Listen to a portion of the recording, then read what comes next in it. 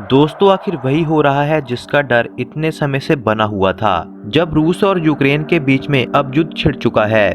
रूस ने अभी कल ही यूक्रेन के सैनिक और नागरिक ठिकानों पर 30 से ज्यादा हमले किए हैं। 30 हमलों में रूस ने कैलिबर मिसाइलों का प्रयोग भी किया है। रूस का यूक्रेन पर चौतरफा हमला हर घंटे हो रहा है।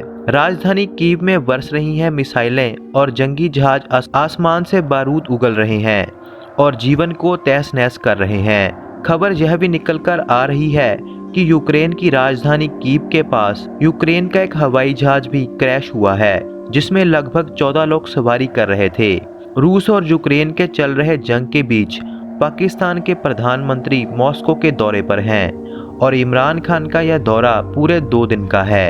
यहाँ रूस ने यूक्रेन पर जो हमला किया है उसमें यूक्रेन को भारी नुकसान हुआ है, वहीं रूस को भी भारी नुकसान का सामना करना पड़ रहा है।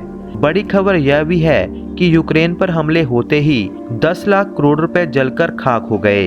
माली नुकसान कितना हुआ यह तो हम आपको बताएंगे ही, लेकिन यह देखिए कि जानी नुकसान अब तक कितना हो चुका है।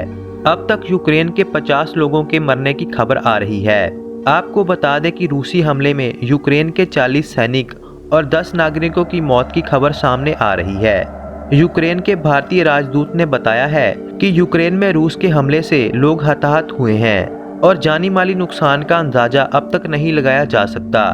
राजदूत ने बताया है कि रूस के हमलों में अभी भी तेजी है। यहाँ 40 सैनिक शहीद हुए हैं, वहीं पर सैकड़ों की तादाद में नागरिक जख्मी भी हुए हैं, जिनकी सही गिनती अभी बताना बिल्कुल मुश्किल है। यहाँ यूक्रेन ने राजनयिक संबंध भी तोड़ दिए हैं, वहीं पर यूक्रेन ने भारत से मदद भी मांगी है। रूस ने यह भी कहा है कि हमले में उसने यूक्रेन के एयरबेस को बिल्कुल तबाह कर दिया है, जिसमें रूस के सटीक हथियारों ने उनका साथ दिया है। यहाँ पर कहा जा रहा है कि रूसी राष्ट्रपति के आदेश से ये हमले हो रहे हैं और यूक्रेन ने भी कहा है कि कब्जा करने आए 50 रूसी सैनिकों को उसने मार गिराया है। जान माल का नुकसान दोनों देशों में बराबर का देखने को मिल रहा है। बहुत दुख के साथ यह अंदाजा लगाया जा रहा है कि इन दोनों देशों के बीच का युद्ध अब तीसरे विश्व युद्ध की ओर इशारा कर रहा है। दुनिया के दूसरे देशों और अंतर्राष्ट्रीय संगठनों को मिलकर इस युद्ध को शांत करना ही चाहिए, वरना ज्यादा से ज्यादा जान माल का नुकसान होगा ही, इसके साथ साथ आर्थिक संकट भी सारी दुनिया में छा जाएगा।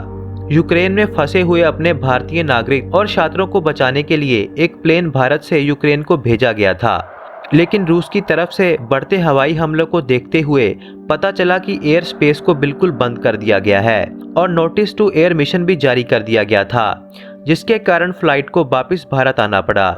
यूक्रेन के साथ लगातार भारत संपर्क बनाए हुए है। जैसे ही एयर स्पेस खुलेगा दोबारा से फ्लाइटें चालू की जाएंगी और भारत के नागरिकों और छात्रों को सुरक्षित भारत वापस लाया जाएगा। रक्षा मंत्री राजनाथ सिंह ने कहा है कि हालात दिन पर दिन बिगड़ते जा रहे हैं। हम चाहते हैं कि यह युद्ध जल्द से जल्द समाप्त हो जाए, क्योंकि बातचीत से भी हल निकल सकता है। युद्ध की स्थितियां पैदा ही नहीं होनी चाहिए, यही हमारे भारत की सोच है। स्थिति विषम होती देख भारत अपने छात्रों को वहां से सुरक्षित लाने की हर संभव कोशिश कर रहा है। इसी बीच ईरान के मंत्रियों का यह कहना है कि रूस जो कि यूक्रेन पर हमला कर रहा है, नाटो की तरफ से उत्तेजित एक कदम है। ईरान ने यूक्रेन संकट का समाधान राजनीतिक और राजनयिक तरीके से निकालने का आह्वान किया है। वहीं पर नाटो ने अपना बयान जारी करते हुए रूस की यूक्रेन पर हमले की कड़ी निंदा की है और नाटो ने रूस को सैनिक कार्रवाई बंद करने और यूक्रेन को पीछे हटने का आह्वान किया है।